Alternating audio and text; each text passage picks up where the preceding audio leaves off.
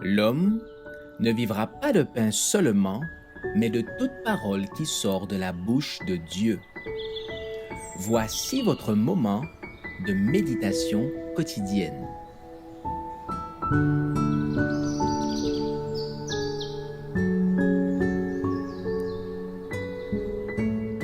Avec Dieu, chaque jour.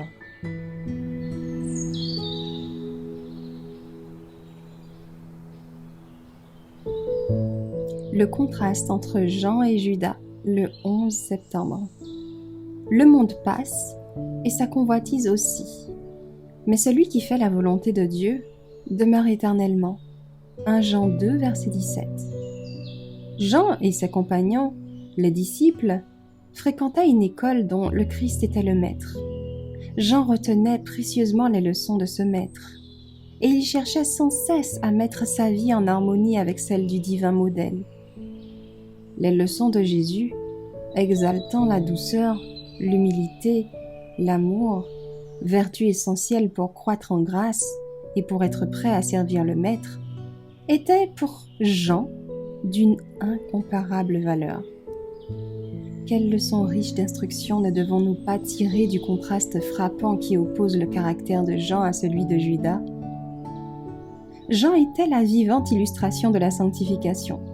Judas, au contraire, possédait une forme de piété dont le caractère était plus satanique que divin. Il se déclarait le disciple du Christ, mais ses paroles et ses actes reniaient le Sauveur. Judas avait eu de tout aussi précieuses occasions que Jean pour étudier et pour imiter le divin modèle. Il avait assisté aux leçons du Christ et son caractère aurait aussi pu être transformé par la grâce divine. Mais tandis que Jean luttait résolument contre ses défauts et cherchait à ressembler au Christ, Judas faisait violence à sa conscience, cédait à la tentation, s'ancrait dans des habitudes perverties qui transformaient son caractère à l'image de celui de Satan. Ces deux disciples représentent le monde chrétien. Tous les fidèles prétendent suivre le Christ, mais tandis que les uns marchent dans l'humilité, la douceur, en suivant les enseignements de Jésus, les autres montrent qu'ils ne mettent pas en pratique la parole de Dieu et qu'ils se contentent de l'entendre. Les premiers sont sanctifiés par la vérité, les derniers ne connaissent rien à la puissance transformatrice de la grâce divine.